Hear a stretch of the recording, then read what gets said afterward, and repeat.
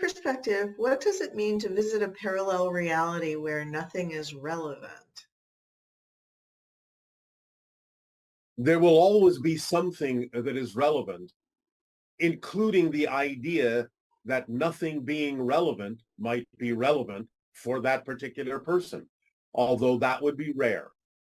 The idea of experiencing a parallel reality where nothing at first appears relevant can simply be a resting point for a person where they don't necessarily have to focus on anything in particular, but that wouldn't last that long. It may give them a break, a breathing space, as you say, but then relatively quickly, the relevance would come back in. Remember that you're shifting billions of times per second. You don't rest in any one particular parallel reality. And therefore, the idea of a string of parallel realities where nothing is relevant at all or nothing appears to be relevant at all would still be the product of shifting billions of times through different parallel realities, each of which doesn't necessarily present relevance to you. But that would quickly change because the whole idea is to experience what is relevant for you to be able to move through the process that is necessary for you to change and grow and discover new ideas and new experiences and new aspects of your being. Thank you. This person is saying, sometimes it's not clear which choice is the most exciting to me when I'm following the formula. I define the possible choices as parallel realities, and I ask myself, which parallel reality do I prefer? This seems to help me see the choices in a more expansive way that includes the corresponding past and future that goes along with each parallel reality, and helps me discern the choice that I prefer. I'd love to hear anything you have to add to this way of viewing our possible choices moment to moment. Thank you. If that is the way that works for you, then that is your permission slip. That's the way that you believe you'll be able to have clearer discernment about which path to take. And as we said, if both really still continue to seem equal, you might as well flip a coin. That could reveal which path is more exciting, more relevant for you. But again, even if that doesn't work and both or more than two seem relevant, are they equally actable is the next question. If they are also not only equally exciting and equally actable, then again, remember that the tool of synchronicity will come into play so that whatever path you do choose to go down, it really won't matter because synchronicity will turn you around through situations and circumstances that will arise to turn you around to the path that is more relevant for you at that time. So it really doesn't matter which you choose to act on first if all things seem to be equal. Synchronicity will bring you to the path that is important for you at that moment. But if that is the methodology that you prefer to use in terms of thinking of the choices as whole parallel reality time streams, then stick with it if that's what's working for you. It's fine as a permission slip. Okay. Can you provide an idea of a permission slip for choosing the parallel reality we prefer?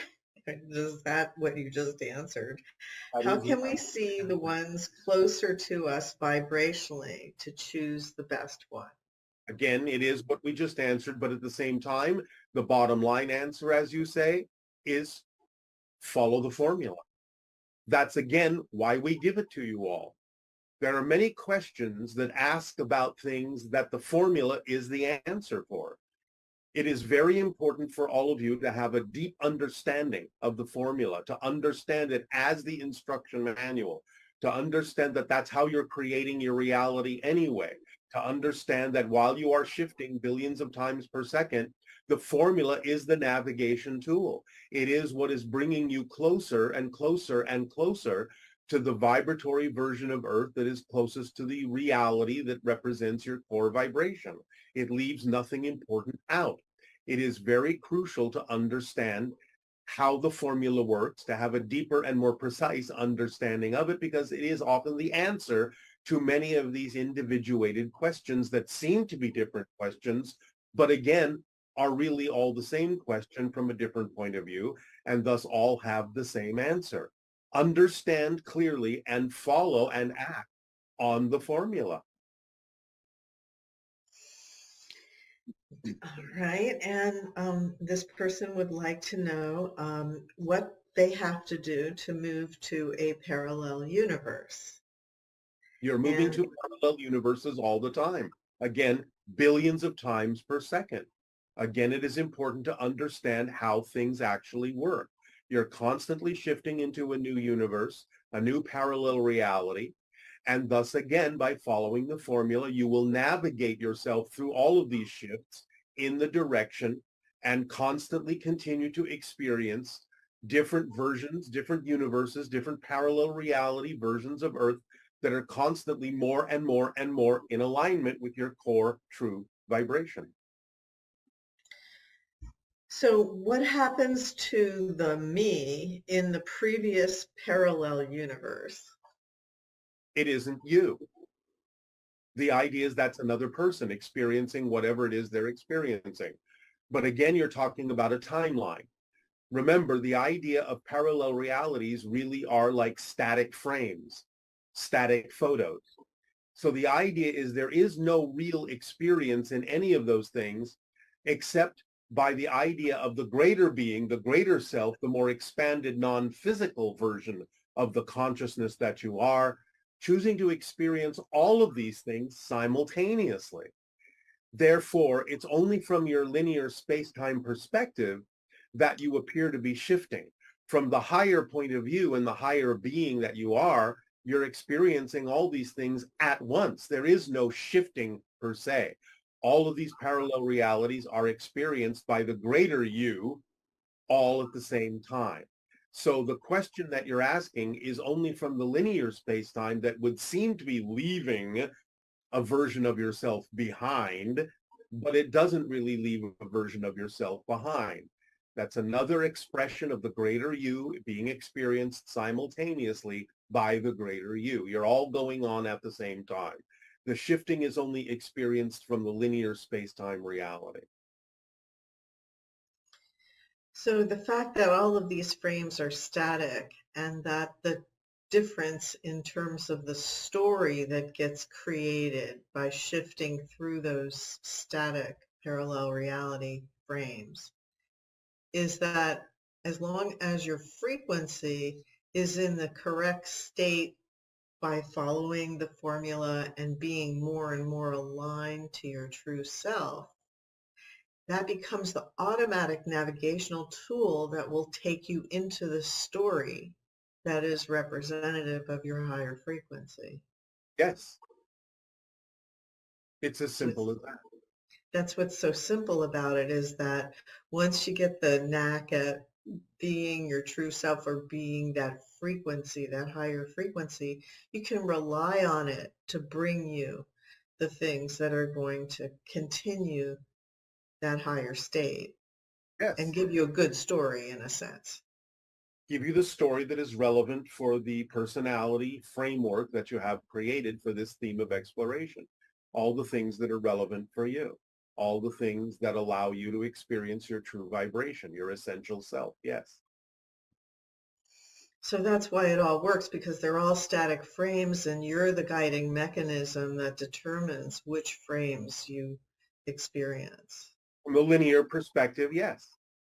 From the higher perspective, you're experiencing all of them anyway. All right. So, It is the physical perspective, the space-time linear perspective that allows you to individuate the frames, to experience them as a particular point of view, as a particular person. From the higher level, from the non-physical spirit level, you're experiencing all of them if you wish to. So it is the physical reality that allows you to experience the idea of the frames one at a time, one apparently after another, to give you the sense of linear change, of movement, of story. Yes. yeah, because I guess if we chose to incarnate onto Earth and be a physical being, knowing how to navigate this reality really makes a big difference in terms of whether or not you enjoy your time here. Yes, whether or not the story is truly representative of who you are. Physical space-time is for the purpose of experiencing a story. Your story. This story as this person. That's your potential.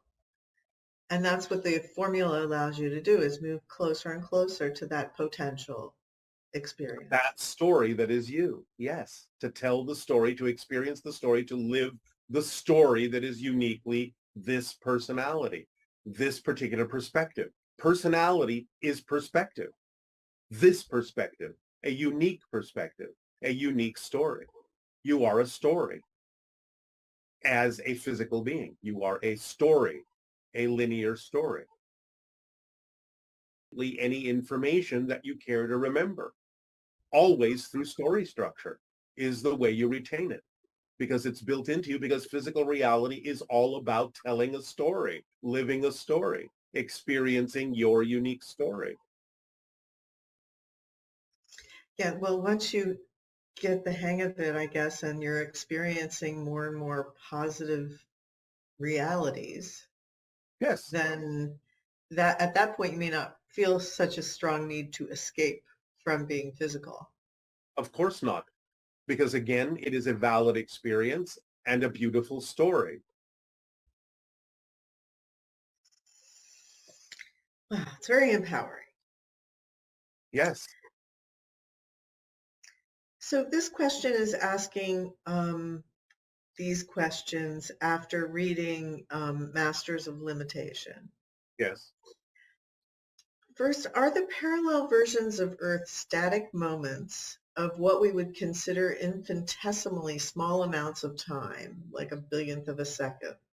Or are there different timelines based on differing probabilities? In other words, are they more like photos or videos? It seems like when you use the word frames, that they're more like photos, which we string together in our mind to create experiences of moving images that we think of as timelines. Is that correct? Yes, you string the photos together to create the videos. You string the frames together to create the timeline. Yes, exactly so. And how can we become more aware of the consciousness jumps we're making and be more conscious about choosing where we land, so to speak? I suppose the answer would be the same as before. Follow the formula. The formula is the tool. Formula is the navigation. It is the rudder. Act on the formula. Understand it clearly and act on it precisely. So It's the that. idea The answer is not different. And so the idea about having a positive state of being involves, exploring when negative feelings come up and transmuting that into something that's more positive for you and investigating your belief systems. Yes, but it's not that you're actually calling negative things positive things. It's that you're staying in a positive state so you can get a benefit from whatever happens, even if it was generated negatively.